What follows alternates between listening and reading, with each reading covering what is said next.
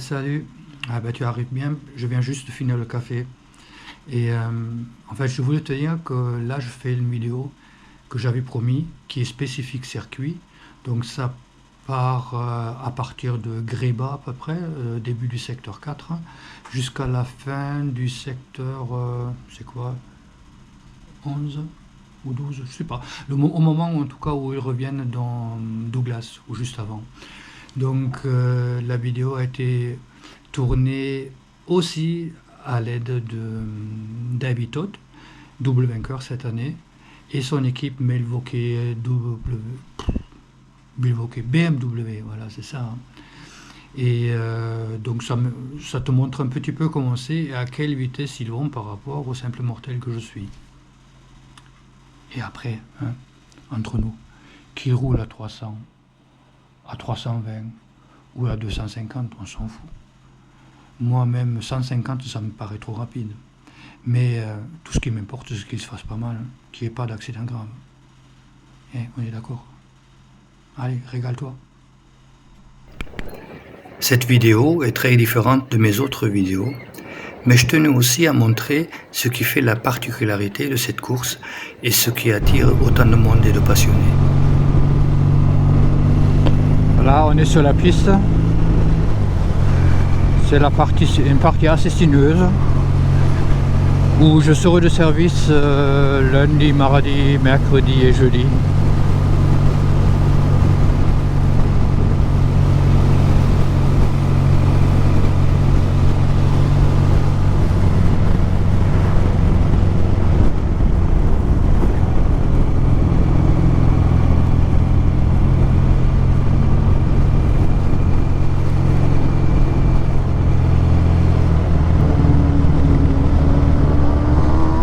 Si tu vois ce virage, tu comprends qu'il vaut mieux pas se louper. Surtout quand on arrive à 150 ou 180. Note bien que David Todd est à 135 en sortie de virage. Black Dop, là je serai 2 fois normalement.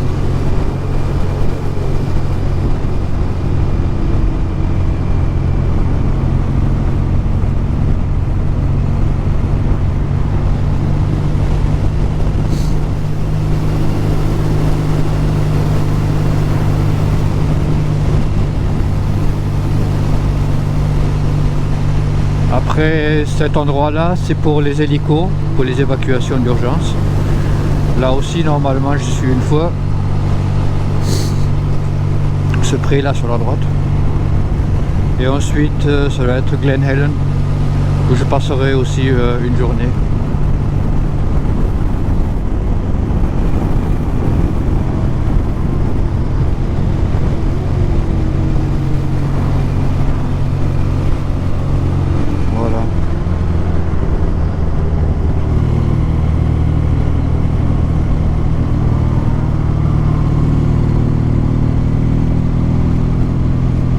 Pendant la semaine, il y a des caméras installées ici et ils prennent des temps intermédiaires ici pour savoir comment sont placés les coureurs.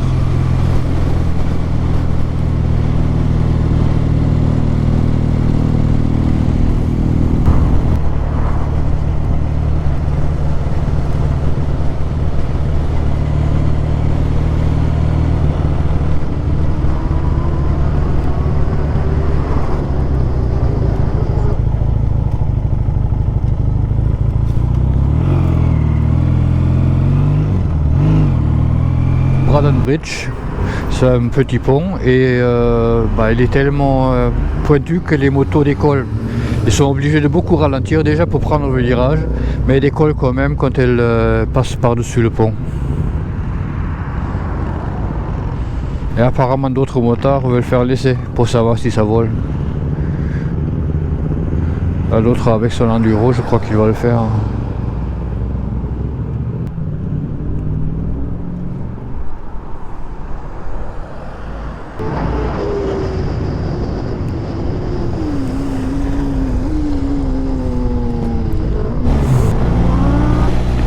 Là on arrive à l'endroit le plus rapide de la piste, en tout cas à l'endroit où il mesure la vitesse.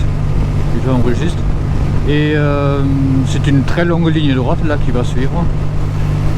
Et ils sont à plus de 300 à l'heure. Moi là actuellement je suis à 70-75.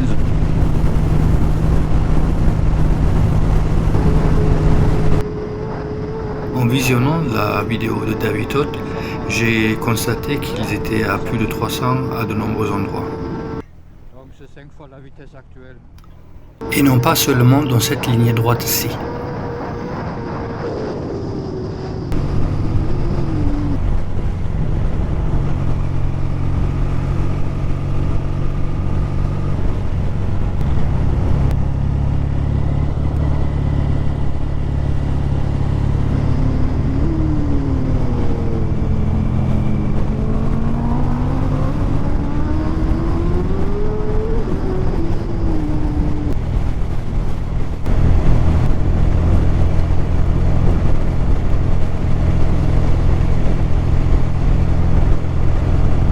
Là on quitte Ramsey, c'est à l'extrémité nord du circuit et on commence à monter dans la montagne.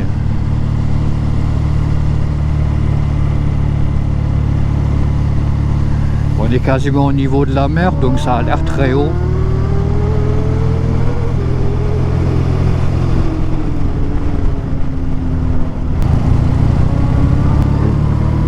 Ça va passer par le point le plus lent de la piste où ils sont en première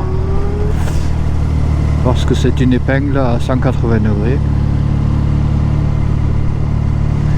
Ça s'appelle l'épingle à cheveux d'ailleurs, hairpin. Là tu vois le schéma.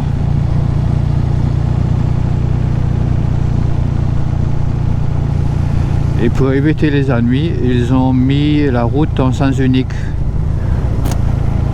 Pour éviter que les motards se percutent en montant ou descendant.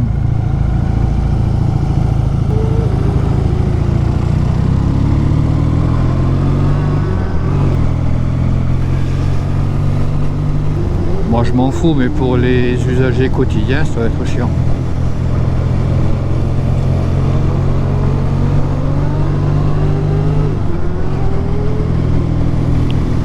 Après il y a une suite de virages qu'ils appellent ici gooseneck, le coup de doigt. Nous on dirait peut-être un col de cygne plutôt.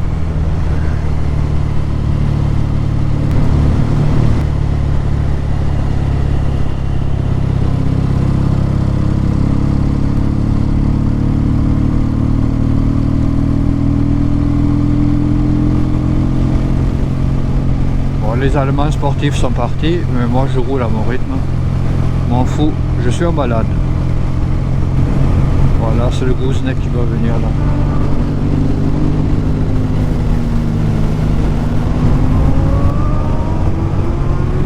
Bon, que ce soit une oie ou un cygne, de toute façon c'est à plume.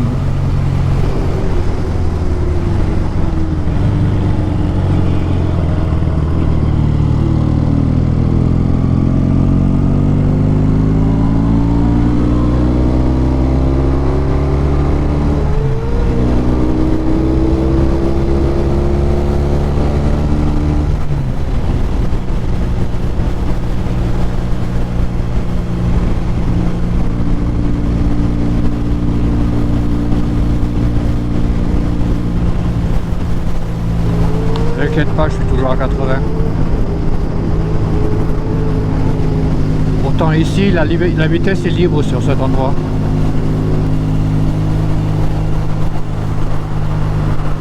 Tu vois, je me fais même doubler par les voitures.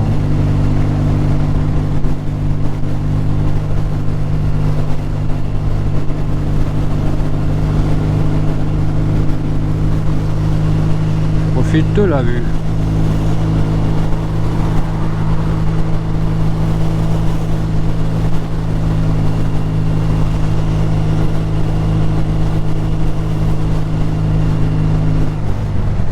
Je vais m'arrêter ici pour profiter un peu plus.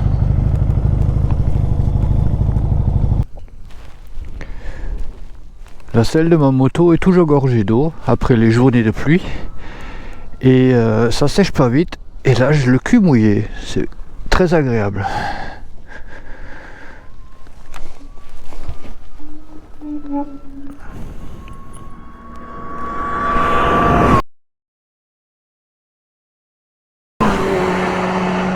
Wow. Putain.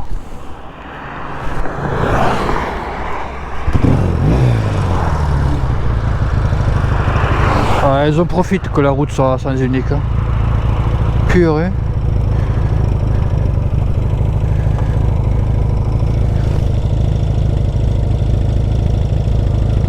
Et voilà, Marquez qui passe.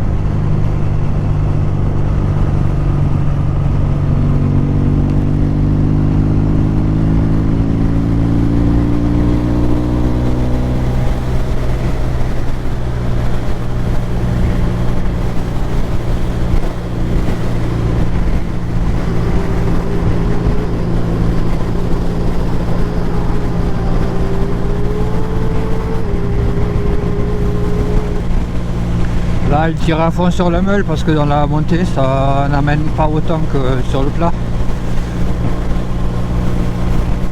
C'est quasiment droit, ils sont à fond de 6ème.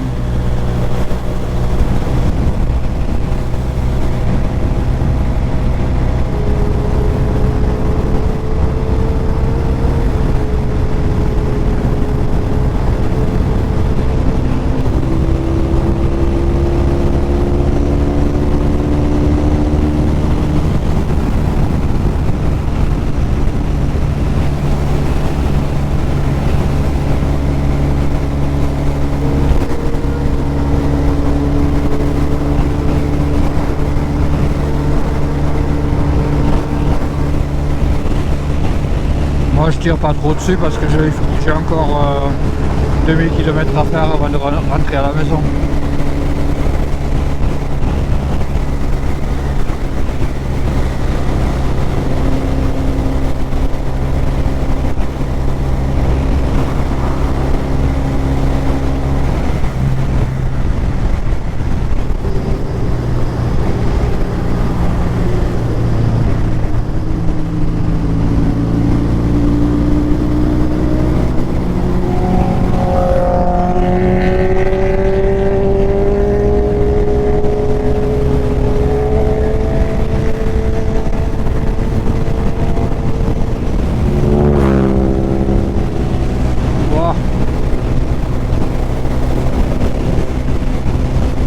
Même pas arriver dans le rétro.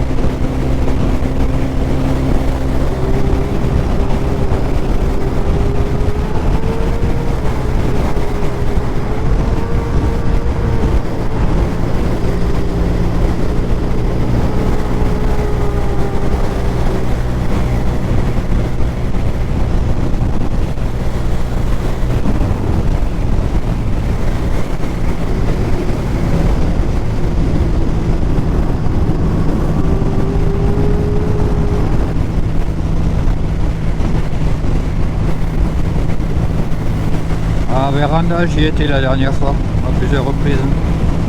C'est là qu'en 2009, je crois, il y a eu cet accident spectaculaire. Le mec s'est envolé. Là, en contrebas.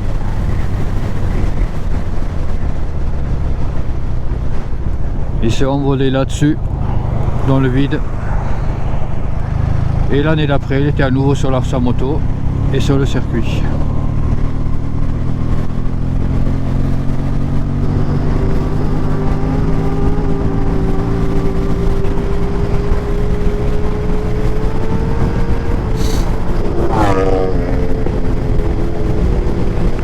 suis à 80 moi, hein, tu vois. Donc lui il est à 160.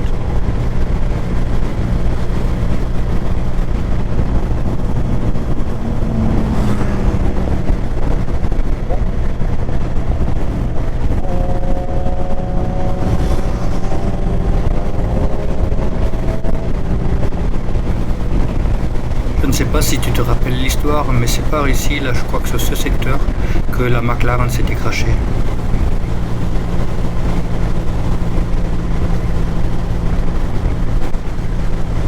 Ça c'est Bungalow, où la piste croise le chemin de fer, le train de montagne.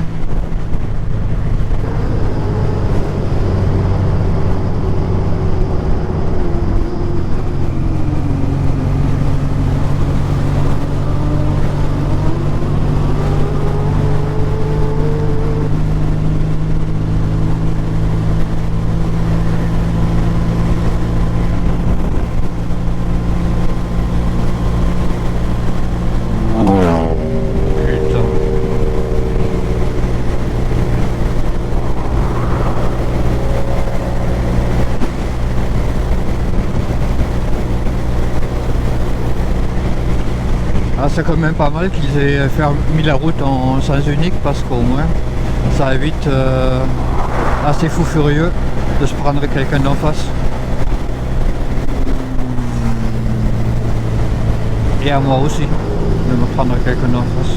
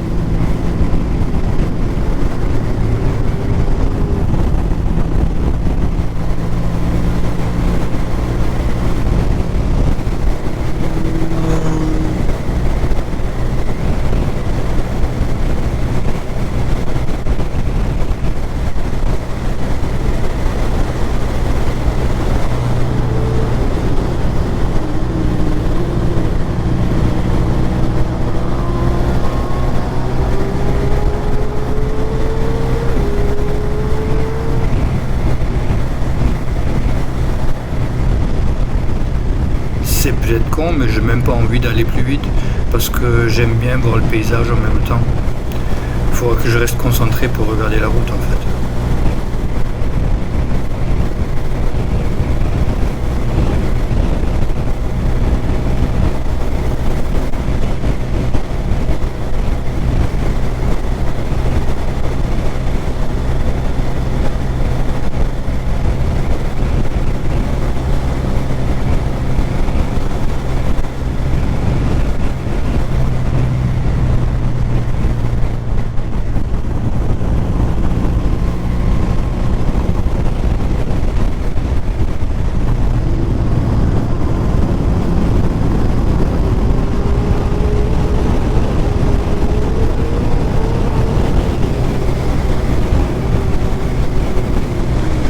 Limitation de vitesse à 60, c'est-à-dire à peu près 100 km/h.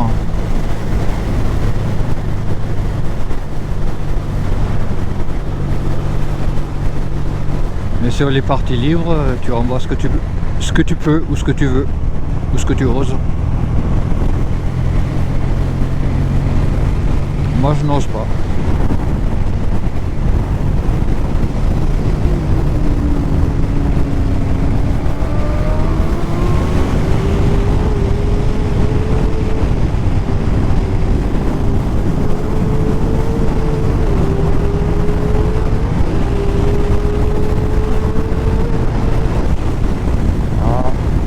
Niba, virage à 90 où je sais pas s'ils ont des problèmes de frein ou si simplement ils estiment mal leur vitesse, mais Mais là, il y a des dégâts régulièrement.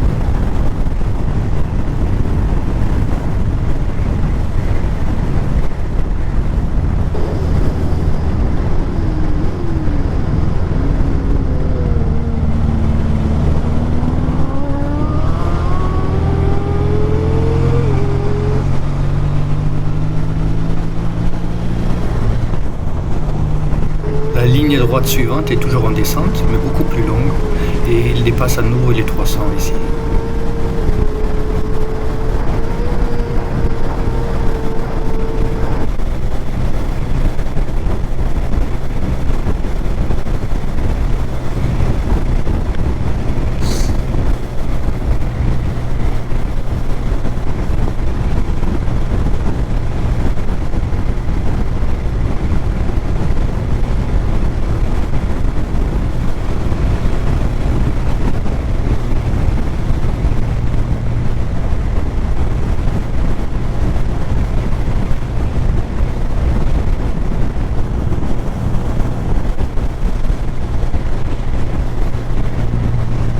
Bon, je pense qu'on a vu la partie la plus intéressante.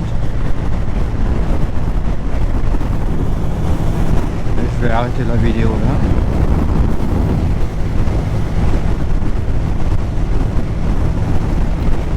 Par contre, on va regarder la fin du tour de Davytot. C'était un tour, je crois, pas chronométré, juste essayer la moto. Et il va rentrer directement au stand sans passer la ligne d'arrivée.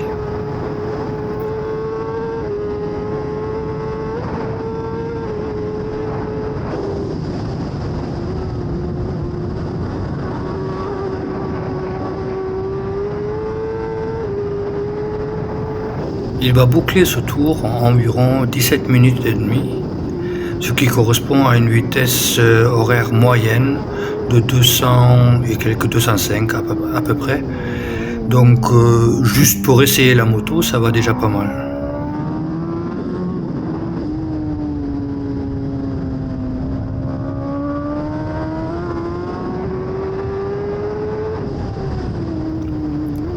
En course, il a bouclé son tour le plus rapide en environ 16 minutes 40, ce qui correspond à 216 à l'heure environ.